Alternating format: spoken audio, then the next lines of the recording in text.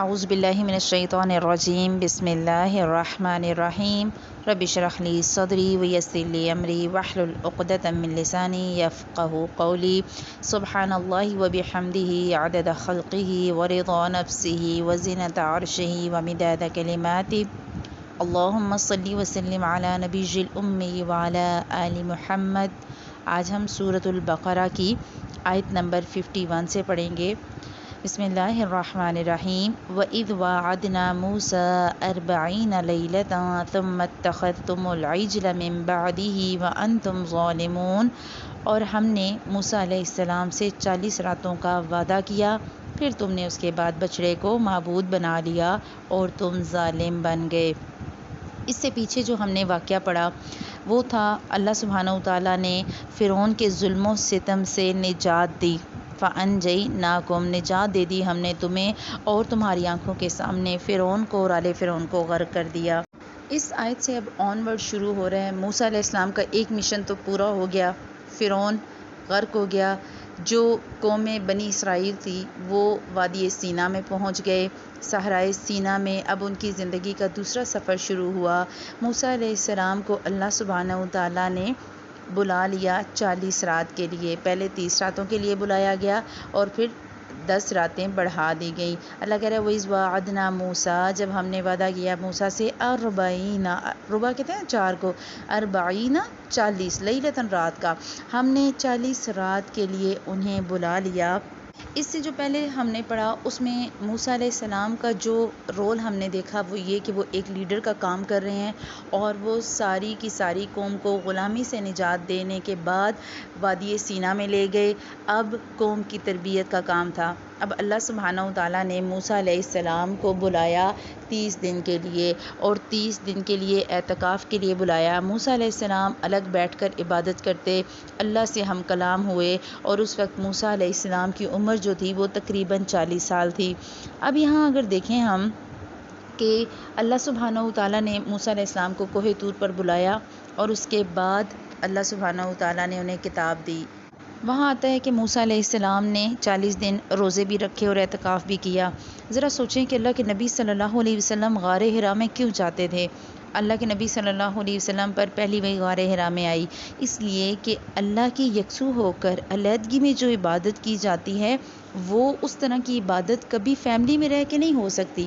اللہ کے نبی صلی اللہ علیہ وسلم کی بیوی تھیں اس وقت حضرت خدیجہ، بچے تھے، آپ صلی اللہ علیہ وسلم کا ایک اچھا خاصا چلتا ہوا بزنس تھا، تجارت کرتے تھے، لیکن اس کے باوجود اللہ کے لیے وقت نکالتے تھے۔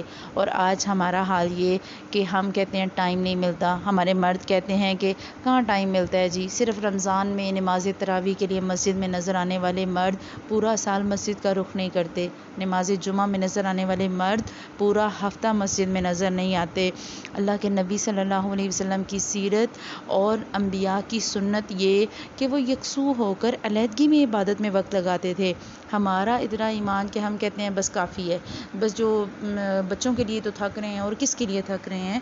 تو ہم نے سیرت سے یہ بھی چیزیں سیکھنی کہ اللہ کے نبی صلی اللہ علیہ وسلم نے بھی عبادت کی علیحدگی میں، موسیٰ علیہ السلام نے بھی علیحدگی میں عبادت کی، تب جا کے انہیں دی گئی تورات، اور اس وقت ان کی عمر تھی 40 سال، پیک ہے آپ کی اچھی سے ہی بھرپور جوانی کی عمر۔ اور اللہ سبحانہ وتعالیٰ کو نوجوان انسان کی عبادت بھی پسند اور نوجوان کی توبہ بھی پسند۔ اللہ سبحانہ وتعالیٰ بہت خوش ہوتے ہیں جب ایک نوجوان توبہ کرتا ہے۔ حدیث کا مفہوم آتا ہے کہ جب ایک نوجوان آدمی توبہ کرتا ہے تو اللہ سبحانہ وتعالیٰ ارد گرد کے 40 قبرستانوں سے عذاب کو ہٹا دیتے ہیں۔ اللہ سبحانہ وتعالیٰ ہمیں بھی اللہ کی اسی طرح یکسو ہو کر عبادت کرنے والا بنائے۔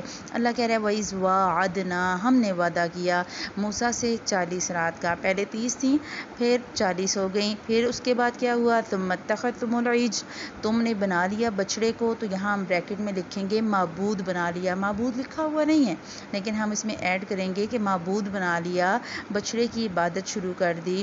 ہوا کیا تھا کہ فرعونیوں سے نجات پانے کے بعد جب بنو اسرائیل جزیرہ نما صحرائے سینا میں پہنچے تو وہاں اللہ تعالیٰ نے تو حضرت موسیٰ علیہ السلام کو تورات دینے کے لیے بلا لیا۔ جب موسیٰ علیہ السلام کوئی طور پر گئے تو اپنے پیچھے اپنے بھائی ہارون علیہ السلام کو پیچھے چھوڑ گئے کہ آپ امت کا خیال رکھیں، میں آتا ہوں۔ وہ جب چلے گئے تو بنی اسرائیل چونکہ ساری زندگی غلامی کی زندگی گزارتے رہے تھے، انہوں نے ہمیشہ فرعونیوں کو دیکھا اور دیکھ کے ہی سیکھا۔ غلام کیا کرتا ہے؟ دیکھ کے سیکھتا ہے۔ آپ اپنی ملازمہ کے سامنے جتنی انگلش میں ورڈز زیادہ استعمال کریں گے اتنے ہی الفاظ وہ زیادہ بولے گی۔ ہم نے انگریزوں کی کافی سال غلامی کی تو آج ہمارا حال یہ کہ ہم انگلش بول کے لوگوں کے سامنے اتنے زیادہ ایفیشینٹ بنتے ہیں کہ شاید انگلش کوئی بہت اچھی چیز ہے، یہ بہت اوپر کی چیز ہے۔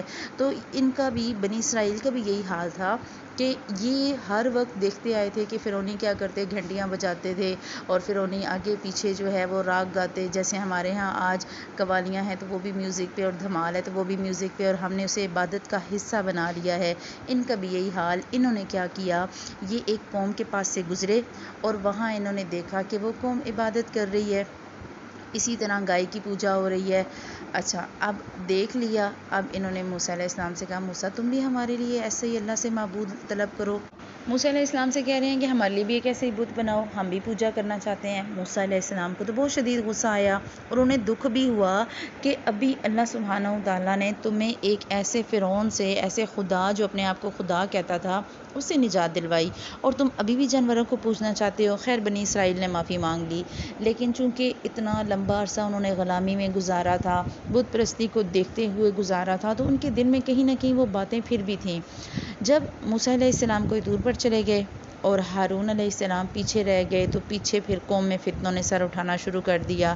لوگ انتظار میں تھے کہ جوں ہی جان چھوٹے تو بس اپنے پرانے طریقوں پہ واپس چلے جائیں۔ اب دیکھ لیں کہ یہاں بنی اسرائیل نے کیا کیا۔ ان کے دماغ میں ایک چیز فکس تھی کہ کچھ بھی ہو جائے، جو چیز دل کو اچھی لگے بس اسی کے پیچھے چل پڑو، ٹھیک ہے، جہاں دھوم دھڑکا دیکھا وہیں شروع ہو گئے۔ آج ہمارا بھی تو یہی حال ہے، ہمیں گلیمرس پارٹیز اچھی لگتی ہیں، ہمیں میوزیکل کانسرٹس اچھے لگتے ہیں، ہم فری ٹائم میں موویز پلان کر رہے ہوتے ہیں اور ہمیں شادیوں کے 6 دن کے فنکشن پسند ہوتے ہیں۔ یہی حال تھا بنی اسرائیل کا۔ بنی اسرائیل نے عبادت کا طریقہ جو تھا وہ دیکھ لیا۔ مصری لوگوں کے ساتھ رہ رہ کے انہیں اتنی عادت پڑ گئی تھی گائے کی عبادت کرنے کی کہ جیسے ہی موسیٰ علیہ السلام گئے، ابھی وہ واپس نہیں آئے تھے کہ ان کی قوم میں ایک شخص تھا، کہا جاتا ہے سامری نام آتا ہے اس کا، کہ وہ ایک جادوگر تھا۔ اس نے کیا کیا، سامری نے ان سے، بنی اسرائیل سے، جو یہ سارے زیور اپنے فرعون سے لے کر آئے تھے، اس وقت ان کے پاس جو سونا یا زیور تھے اس نے وہ سارے کے سارے لے لیے، سونا لے لیا، زیور لے لیے، اور ان سارے زیورات کو اکٹھا کر کے اس نے ایک بیل بنا دیا، اور وہ بیل ایسا تھا جس میں سے آواز آتی تھی، اور آواز کیسی کہ آپ یوں سمجھیں کہ اگر ایک ایسا برتن ہو جس میں سے ہوا تیزی سے گزرے تو وہ جو تیزی سے ہوا گزرے گی اس کے پریشر سے جو آواز آتی، اسی طرح کا سین وہاں پر بھی ہوا کہ اس بچھڑے میں سے آواز آتی۔ اچھا، یہ تو پاگل ہو گئے، انہوں نے تو اسی کو خدا سمجھ لیا۔ موسیٰ علیہ السلام کو اللہ سبحانہ و تعالیٰ نے وحی کے ذریعے بتا دیا کہ جائیں اور آپ اپنی قوم کا حال دیکھیں، آپ کی قوم جو ہے وہ گمراہ ہو گئی ہے۔ جب موسیٰ علیہ السلام واپس آئے تو وہ بہت پریشان ہوئے کہ میں قوم کو توحید کا پیغام دے رہا ہوں اور یہ تو نئی راستے پر نکل گئے ہیں، اور روایات میں آتا ہے کہ 70,000 لوگ ایسے تھے جو بچھڑے کی پوجا کر رہے تھے، اور پھر چونکہ وہ اتنے عرصے سے بت پرستی کو دیکھ رہے تھے اسی لیے اتنی زیادہ تعداد میں لوگوں نے بچڑوں کی عبادت کی، اور اسی وجہ سے اللہ سبحانہ و تعالیٰ نے انہیں کہا کہ وَأَنْتُمْ ظَالِمُونَ، تم تو ظالم ہو گئے تھے، تم نے تو ظلم کیا، کیونکہ شرک سے بڑا کوئی ظلم نہیں ہے۔ اللہ سبحانہ و تعالیٰ کے نزدیک شرک سے بڑا کوئی ظلم نہیں۔ لیکن اللہ تعالیٰ کہہ رہے ہیں ثُمَّ عَفَوْنَا عَنْكُمْ مِنْ بَعْدِ ذَلِكَ، پھر ہم نے تمہیں معاف کر دیا۔ عفونا، عفو درگزر بھی اسی سے ہے، معاف کر دینا، چھوڑ دینا، بخش دینا۔ اللہ کہہ رہا ہے میں نے تمہارے شرک کو بھی معاف کر دیا، میں نے درگزر کر دیا، اس سب کے بعد بھی میں نے تمہیں بخش دیا۔ لَعَلَّكُمْ تَشْكُرُونَ، تاکہ تم شکر کرو، ایسا میں نے اس لیے کیا کہ تم میرے شکر گزار بندے بنو۔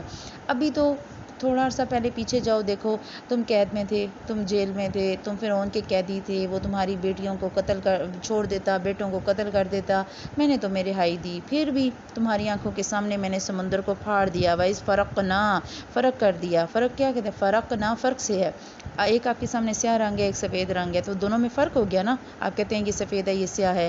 سمندر بھی اسی طرح دو حصوں میں تقسیم ہو گیا، اور جب ان کی نظروں کے سامنے تقسیم ہوا اور وہ آدھے راستے میں پہنچے اور فرعونیوں نے دیکھا کہ یہ تو چلتے جا رہے ہیں، وہ بھی پیچھے آ گئے، ادھر سے وہ سینٹر میں پہنچے، تو فرعون جب سینٹر میں پہنچے تو بنی اسرائیل پار کر کے اللہ نے سمندر کو ملا دیا۔ اللہ کہہ رہا ہے تمہاری آنکھوں کے سامنے، اس کے باوجود بھی تم نے شرک کیا، میں نے پھر بھی تمہیں معاف کیا۔ اور کیوں معاف کیا؟ کہ شاید کہ تم شکر کرو۔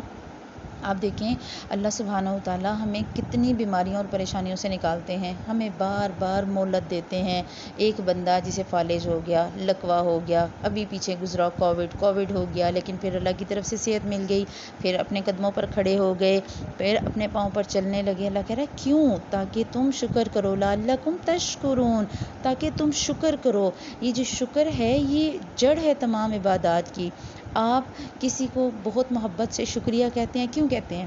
تھینک یو سو مچ کیوں کہتے ہیں؟ اس کے پیچھے ہماری محبت کی گہرائی ہوتی ہے۔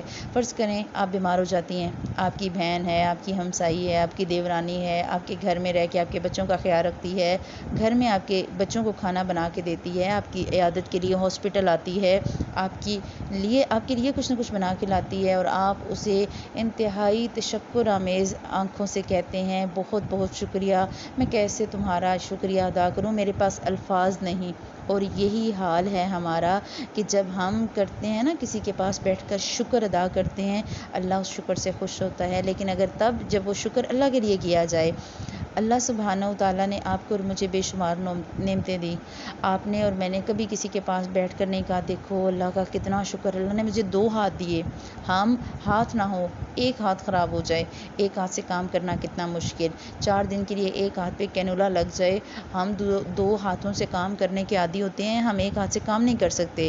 آپ کے دونوں ہاتھ کام نہیں کر رہے، آپ بستر پر ہیں اور آپ کو کسی جگہ خارش شروع ہو جاتی ہے، نارمل سی بات ہے، ہم وہ خارش نہیں کر سکتے، جبکہ اللہ کہتا ہے شکر کرو۔ ہم نے کبھی کسی کے سامنے بیٹھ کر نہیں کہا دیکھو اللہ نے مجھے آنکھیں دی، اتنا خوبصورت بنایا، مجھے پاؤں دیے، میں چل کے ایک جگہ سے دوسری جگہ جاتی ہوں۔ اب ہوتا یہ کہ اتنی نعمتیں ملنے کے بعد ہم شکر تو نہیں کرتے، لیکن ذرا سا دانت میں درد ہو گیا، ذرا سا کان میں درد ہو گیا، ذرا سا بخار ہو گیا، پورے خاندان میں فون چلا جاتا ہے، خبر پھیل جاتی ہے فلاں کے سر میں درد ہے۔ اللہ کہہ رہا ہے وَإِن شَكَرْتُمْ لَأَزِيدَنَّكُمْ، اگر تم شکر کرو گے میں تمہیں اور زیادہ دوں گا۔ اسی لیے یہاں اللہ کہہ رہا ہے لعلکم تشکرون، تاکہ تم شکر کرو، شاید کہ تم، ہو سکتا ہے کہ تم شکر گزار بن جاؤ، میں بھی تمہیں ریئلائز ہو جائے کہ تمہارا شکر ہی تمہیں نجات دلا سکتا ہے، شکر سے تم پر رحمت آئے گی۔ اللہ کہہ رہا ہے وَإِذْ آتَيْنَا مُوسَى الْكِتَابَ، اور جب ہم نے موسیٰ کو کتاب دی، والفرقان، اور فرق کرنے والی، فرقان فرق سے ہے، کون سا فرق؟ حق اور باطل میں فرق کرنے والی، اور آپ اسے سمجھ سکتے ہیں جیسے کسوٹی ہوتی ہے نا، ایسی جس پر پتہ نہیں آپ لوگوں نے دیکھا ہی نہیں، جس پر سونار جو ہے وہ گھس کر چیک کرتا ہے کہ سونا ٹھیک ہے یا نہیں، اصلی ہے یا نہیں، تو وہ کسوٹی ہے فرقان۔ اللہ سبحانہ و تعالیٰ بھی تو آپ کو اور مجھے ٹھوک بجا کے دیکھتے ہیں، جیسے ہم کہتے ہیں نا ہر چمکتی چیز سونا نہیں ہوتی، وہ کسوٹی پہ اسے پرکھیں گے تو پتہ چلے گا، ویسے ہی اللہ سبحانہ و تعالیٰ اللہ کو پتہ ہے کہ ہر کلمہ گو مومن نہیں ہوتا، مومن تو وہ ہے جو اپنے صبر سے پہچانا جائے گا، جو اپنے اعمال سے پہچانا جائے گا۔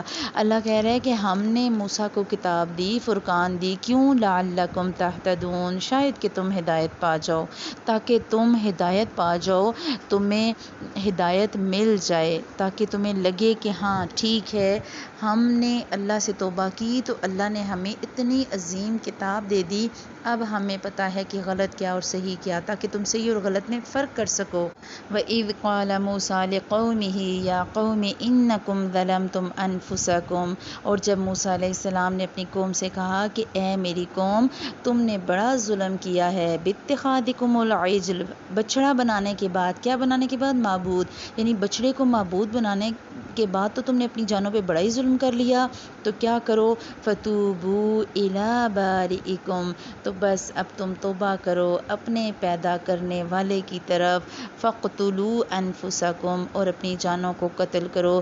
موسیٰ علیہ السلام واپس آئے، انتہائی دکھ سے اپنی قوم کو کہہ رہے ہیں کہ دیکھو تم نے بڑا ظلم کر لیا، تمہیں پتہ ہے کہ شرک بہت بڑا ظلم ہے، تم نے اللہ کے ساتھ شریک کیا، اللہ نے تمہیں کتنا کچھ دیا، ابھی تو تھوڑی دیر پہلے تو تم نے دیکھا کہ تمہارے ساتھ کیا کچھ ہوا، تمہیں اللہ نے انعامات پر انعامات دیے، فضیلتیں دیں، احسانات دیے، اور آج تمہارا یہ حال کہ تم کتاب آتے ہی پچھلی ساری چیزیں بھول گئے۔ تو اللہ سبحانہ وتعالیٰ کہہ رہے ہیں کہ اب کتاب آ گئی، موسیٰ کو کتاب دے دی، اور کتاب ہے ہدایت کے لیے۔ کوئی آپ سے اور مجھ سے اگر پوچھے کہ ہمارے لیے قرآن پاک کیوں نازل کیا گیا، ٹھیک ہے، یا اللہ کی کتاب جو ہے وہ کس لیے ہے، تو آپ اور میں دھڑلے سے بتا سکتے ہیں کہ ہدایت کے لیے ہوتی ہے کتاب۔ کتاب صرف آپ نے جو ہے وہ لٹکانی نہیں ہے کہیں پر بھی ڈیکوریشن بنا کے یا کیلی گرافی کر کے، یہ صرف چومنے کے لیے یا بیٹیوں کو رخصت کرنے کے لیے نہیں ہوتی، یا کوئی مر جائے تو 3 دن اس کے سوئم پہ پڑھنے کے لیے نہیں ہے یہ کتاب۔ آپ نے اور میں نے اس کی ایک ایک آیت سے ہدایت اور عمل لینا ہے، ہم نے یہ دیکھنا ہے کہ صحیح اور غلط کیا، حق اور باطل کیا۔ جب تک ہم یہ ساری چیزیں نہیں سمجھیں گے تب تک ہمیں بات کی سمجھ نہیں آئے گی۔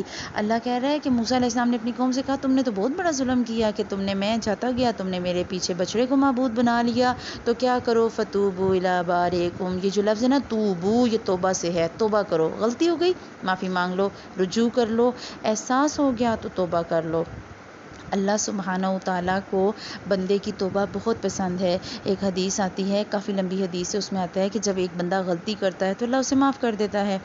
اللہ سبحانہ وتعالیٰ آسمان کا پردہ ہٹا کر فرشتوں کو دکھاتے ہیں۔ اب سوچیں، اللہ محبت سے فرشتوں کو دکھا رہا ہے، ٹھیک ہے، جیسے ہوتا ہے نا کہ ہماری کسی اولاد نے ہم سے غلطی کی اور بعد میں آ کے معافی مانگتی ہے ہم سے، تو ہم دل میں بڑے خوش ہوتے ہیں کہ اچھا اس نے مجھے ماں تو سمجھا، اچھا اس نے اپنی جو ہے وہ ٹھیک ہے، اس سے غلطی ہو گئی، اس کا پاؤں پھسل گیا، لیکن آ کے معافی بھی تو مجھ سے ہی مانگ رہا ہے نا، بیٹا ہے تو معافی مانگ رہا ہے، بیٹی ہے تو معافی مانگ رہی ہے، کوئی بات نہیں۔ اللہ سبحانہ وتعالیٰ کا بھی یہی حال کہ اللہ تعالیٰ فرشتوں کو دکھاتے ہیں کہ دیکھو یہ مجھ سے معافی مانگ رہا ہے، اس کو پتہ ہے کہ میں اس کا رب ہوں، اور جب وہ گناہ کر رہا ہوتا ہے تو اللہ تعالیٰ فرشتوں کو کہتے ہیں دیکھو اسے پتہ ہے کہ میں اس کا رب ہوں، یہ معافی بھی مجھ سے مانگے گا، اور اس کو پتہ ہے کہ معاف بھی میں نے کرنا اور سزا بھی میں نے دینی۔ وہ بار بار غلطی کرتا ہے، بار بار معافی مانگتا ہے، اور ایک وقت آتا ہے اللہ تعالیٰ کہتے ہیں اعمل ما شئت، تم جو چاہے، جو تمہارا دل کرے کرو، ٹھیک ہے، واپس تو تم نے میرے پاس ہی آنا ہے۔ تو اللہ سبحانہ وتعالیٰ بار بار ہم سے معافی پر نہیں پوچھتے۔ ہمارے ہاں تو ایسا ہوتا ہے کہ اگر ایک بندہ بار بار غلطی کرے اور 4 بندوں میں ہم بیٹھے ہیں تو ہم کہتے ہیں تم تو ہو ہی ایسی، تم تو پیدائشی ایسی ہو بھائی، فطرت نہیں بدلتی، تم تو ہو ہی ایسی، تم تو کرتی ہی ایسے ہو۔ اللہ سبحانہ وتعالیٰ اگر معاف نہیں کریں گے تو مجھے بتائیں اللہ نے جنت کس لیے بنائی؟ آگے سی آیت میں آ رہا ہے کہ اللہ تعالیٰ تو بہت زیادہ تواب الرحیم ہے۔ اللہ سبحانہ وتعالیٰ تو بار بار معافی دینے والا ہے، بار بار معافی کو قبول کرنے والا ہے۔ اللہ نے کہا بس تم توبہ کر لو، کس کی طرف؟ الی بارئکم، باری کی طرف۔ الباری جو ہے نا وہ اللہ سبحانہ وتعالیٰ کا صفاتی نام ہے، ٹھیک ہے، اللہ سبحانہ وتعالیٰ وہ ہے جس نے پیدا کیا، اور الباری جان ڈال دی۔ اللہ سبحانہ وتعالیٰ نے جان ڈال دی، تمہیں پیدا کیا، تمہارے لیے سب کچھ کیا، تو کیا کرو اب تم فقتلوا انفسکم، اب تم اپنے نفسوں کو قتل کرو۔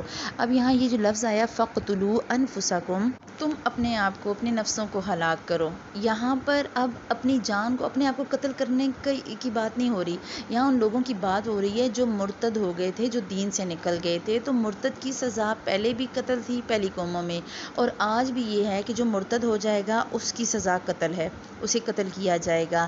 اب جب اسلام جب تھے گئے تو پیچھے سے 3 گروہ بن گئے تھے۔ ایک گروہ تو وہ تھا کہ جو لوگوں کو منع کر رہا تھا کہ تم یہ کام نہیں کرو، تم شرک نہ کرو، تم اللہ کے ساتھ کسی کو شریک نہ کرو۔ دوسرا وہ گروہ تھا جو ہمارے ہاں میجورٹی لوگوں کی ہوتی ہے، جو کہتا ہے جو دل ہے کریں جی، ہم کیا کریں، ہمارا ان سے کیا لینا دینا، ہر بندے کا اپنا ذاتی معاملہ ہے۔ ایک وہ گروہ تھا۔ تیسرا وہ گروہ تھا کہ جو بنا بھی رہا تھا بتوں کو، عبادت بھی کر رہا تھا، پوجا پاٹ بھی چل رہی تھی۔ اب اللہ سبحانہ وتعالیٰ اس پہلے گروہ سے کہہ رہے ہیں کہ تم قتل کرو اپنی جانوں کو، اپنے ان لوگوں کو جنہوں نے شرک کیا، جنہوں نے معبود بنا لیے۔ اللہ ہماری شریعت میں تو جب تک زندگی ہے شرک کو معاف کر دیتا ہے۔ ہاں، آپ کا نزع کا عالم شروع ہو گیا پھر معافی نہیں۔ جیسے فرعون کے حلق تک پانی آ گیا نا، پھر فرعون نے کہا میں توبہ کرتا ہوں، اللہ نے کہا اب کرتے ہو توبہ، اب تم معافی مانگ رہے ہو، اب معافی قبول نہیں ہوگی۔ تو اللہ سبحانہ و تعالیٰ کو پتہ ہے کہ شرک معاشرے کا ناسور ہے، مرتد کو ہمیشہ قتل کیا جاتا ہے، ٹھیک ہے۔ تو اللہ کے نبی صلی اللہ علیہ وسلم کے دنیا سے جانے کے بعد بھی کچھ لوگ اسلام سے پھرنے لگے، تب بھی یہی بات کیا گیا کہ جو مرتد ہوگا اسے قتل کیا جائے گا۔ اب یہاں پر اللہ سبحانہ و تعالیٰ نے کہا کہ تابا علیکم، ٹھیک ہے، فتابا علیکم، تو وہ تم پر متوجہ ہو گیا جب تم نے اپنی جانوں کو ہلاک کیا، تم نے ایک دوسرے کو قتل کیا، جنہوں نے شرک کیا تھا انہیں مار دیا گیا۔ تو ذالکم خیر لکم عند بارئکم، یہ بات تمہارے پیدا کرنے والے کے نزدیک زیادہ بہتر ہے۔ فتابا علیکم، پھر وہ تم پر توجہ ہو گیا۔ جب کہیں پر قرآن پاک میں تابا کے بعد علی آئے گا، اب یہاں یہ جو لفظ ہے نا علیکم، یہ پہلے تھا علی اور کم، لیکن چونکہ جوڑا گیا جب، تو جو یا تھی وہ گرامر کی وجہ سے ساکن کر دی گئی، یہ لفظ بن گیا علیکم۔ جب تابا علی کے ساتھ آئے گا تو اس کا مطلب ہوتا ہے کہ اللہ نے قبول کر لی، اللہ نے تمہاری دعا سن لی۔ اب دیکھیں یہاں پر ذمہ داری رشتہ دار پہ بھی آتی ہے کہ قتل انہوں نے کیا تھا جو صحیح تھے اور انہیں قتل کیا گیا تھا جو نہیں صحیح تھے، تو آپ پہ اور مجھ پہ اپنے ارد گرد اپنے رشتہ داروں کی ذمہ داری بھی آتی ہے، اپنے بہن بھائی، اپنی اولاد، اپنے رشتہ دار۔ جب ہم کسی کو کوئی گناہ یا غلط کام کر رہتے دیکھیں گے تو ہم انہیں روکیں گے، اگر ہم نہیں روکیں گے تو آخرت میں ہمارے لیے بہت مشکل ہے۔ اللہ کہہ رہا ہے تمہارے لیے یہی بہتر ہے، اللہ کہ ان باتوں سے تم سبق سیکھو، تمہیں آئندہ کے لیے پتہ چلے کہ اگر کوئی تمہارے سامنے غلطی کرے گا تو تم نے اسے روکنا ہے۔ بے شک اللہ سبحانہ و تعالیٰ معاف کرنے والا ہے، رحم کرنے والا ہے۔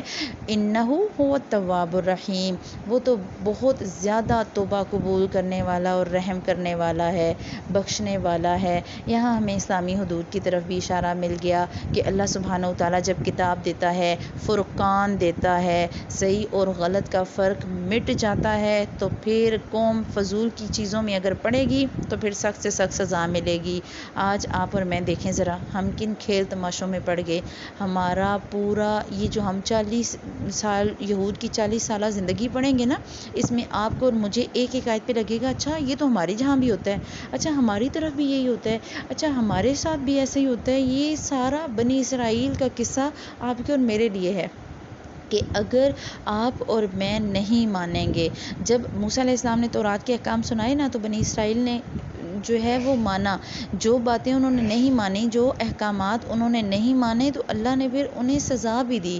اور ان کی جب آپ سزائیں پڑھیں گے تو آپ کو لگے گا کہ اگر اللہ سبحانہ و تعالیٰ نے ہمارے پیارے نبی صلی اللہ علیہ وسلم کی دعا قبول نہ کی ہوتی تو پتہ نہیں آج ہماری امت کا کیا حال ہوتا، ٹھیک ہے۔ ہمارا پتہ نہیں، ان کو تو وقتاً فوقتاً ساتھ ہی جو ہے سزائیں ملتی گئیں، اور ہم امت محمدیہ اس لحاظ سے خوش نصیب ہیں کہ دنیا میں ہم سزاؤں سے بچ رہے ہیں، لیکن آخرت میں اللہ سبحانہ و تعالیٰ ضرور پوچھیں گے۔ تو اللہ سبحانہ و تعالیٰ سے دعا ہے کہ اللہ تعالیٰ آپ کو اور مجھے بہترین طریقے سے ان آیات کو سیکھنے والا بنائے۔ اللہ سبحانہ و تعالیٰ ہمیں ہمت دے کہ ہم اپنے آپ کو ایک ایک قرآن کے حرف سے سبق سیکھنے والا بنائیں، یہ قرآن ہماری زندگیوں میں ڈھل جائے اور اللہ تعالیٰ ہمیں کامیاب اور کامران لوگوں میں شامل فرمائے۔ سبحانک اللہم و بحمدک، نشہد ان لا الہ الا انت، نستغفرک و نتوب الیک۔ السلام علیکم ورحمۃ اللہ وبرکاتہ۔